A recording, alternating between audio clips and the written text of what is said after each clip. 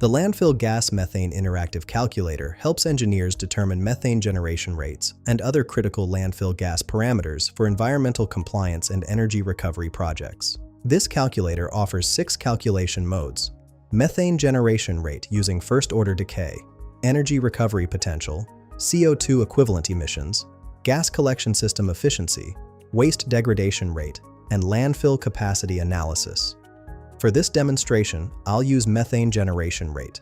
The required inputs for this mode are waste in place in megagrams, methane generation potential L0 in cubic meters per megagram, decay rate K in per year, and time since closure in years. Let me walk through a calculation. With waste in place of 500,000 megagrams, methane generation potential L0 of 100 cubic meters per megagram, decay rate K of 0.04 per year, and time since closure of 5 years, the calculator generates 3 key results. The primary result shows 1,737,461.51 cubic meters per hour of methane generation. The secondary result indicates 14,344,162,794 cubic meters per year.